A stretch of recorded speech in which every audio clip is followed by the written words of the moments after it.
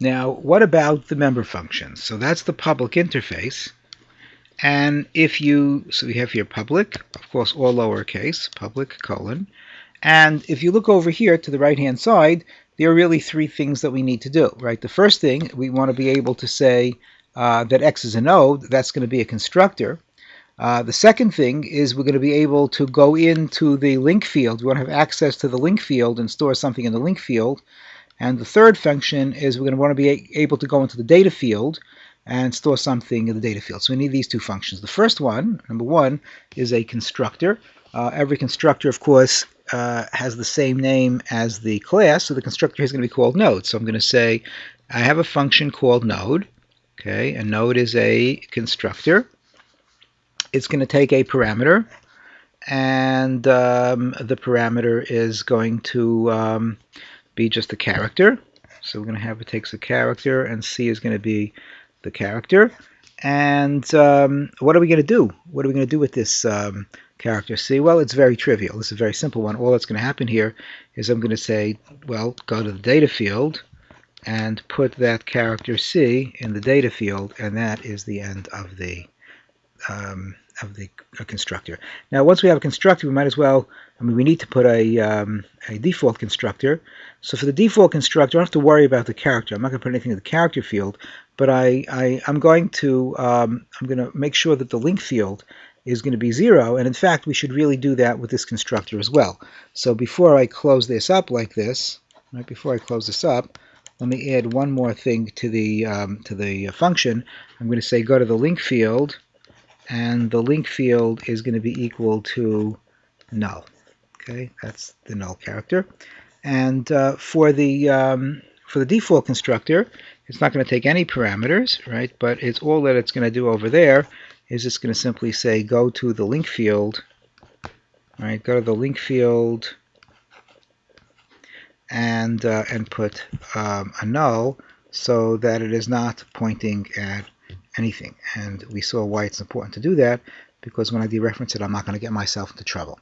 So I've taken care of number one, namely I've got my constructors. I've got a constructor which is a single parameter constructor, that's this one over here, and then I've got a default constructor. Okay, let's take a look at number 3 first, right? Because number 3 is easier. Let's take a look at this one right here. So for this one, I want to be able to gain access to the data field and store something in the data field. Now, as we're going to discuss in class, this is not really the best thing to do because we're opening it up, but we expect to use these things internal to other classes that we construct, and so we're not going to really expose this to our end users. So as we'll discuss in class, it's not such a problem. But again, I want you to look at one very important point, and this is what we saw in class earlier, and that is what exactly is this number 3 here. This essentially is an assignment statement. So what I have is a left-hand side over here and a right-hand side over here, right? And so we know that this thing here is an L value. The guy on the left is an L value, and this is an R value. An L value, as we saw, has to be a reference. This has to give me the name of something, right? And I'm going to take what's on the right-hand side, and I'm going to store it in the name that I get on the left. So that means, for example, if I say y.data is equal to c, which is what this thing says over here, look up at the diagram over here, what that has to do is that has to give me this part over here, this part that says y.data, has to give me access to the data field of c. It has to give me the name for that data field of c. We know how to do that. It's going to have to give me a reference to this the place where c is stored.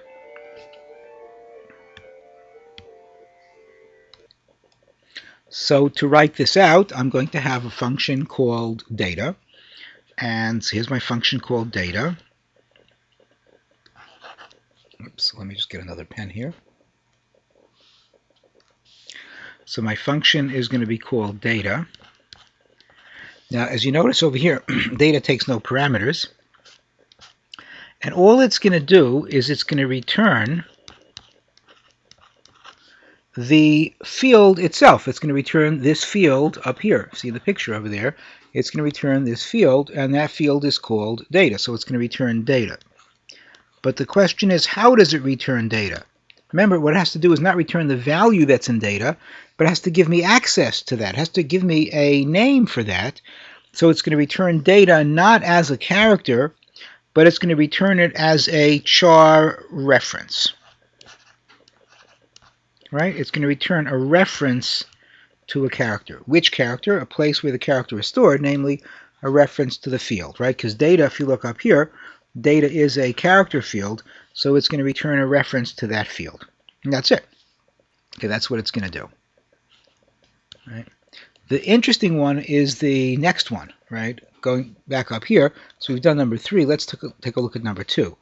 What happens when I say x.link gets the address of y? So again, since it's the left-hand side of an assignment statement, it's got to give me access to the field. So what field is it going to give me access to? It's going to give me access to the link field, right? So, for example, when I say x.link of y, what is x.link of y going to be? Right? X.link of y is going to be this area over here, right? This is link of y. So x.link of y has to give me access to this area. Now, since it's giving me access, it's going to be a reference, and it's going to be a reference to what? It's going to be a reference to the kind of data that's stored in here.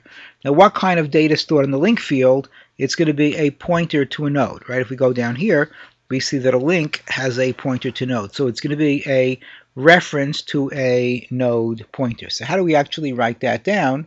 So let's actually let's do this. So I'm going to move over here. I'm going to have to complete my my class. I'm going to have a function called link. Okay, it's going to call link, and the function called link takes no parameters. And what it does is it returns the field, right? So it returns the field called link, L-I-N-K. Okay, so that's not surprising, but what's surprising is the way that it does it, because it returns a node pointer reference, right? Like a reference to a node pointer. That's it now, and that's the end of my class. If this spooks you a bit, just check what we did over here. This returned a reference, right? If I look down here at the data, right over here. So the data function returned a character reference, right? This should actually be up here. Returned a character reference because it returned a reference to what's in the data field. Likewise over here, this thing returns a reference to the data field. Since the data field is a node pointer, this is a reference to a node pointer. Okay, so we're going to go over this again in class, but try to understand this, and we're going to move on with this and build all kinds of interesting things.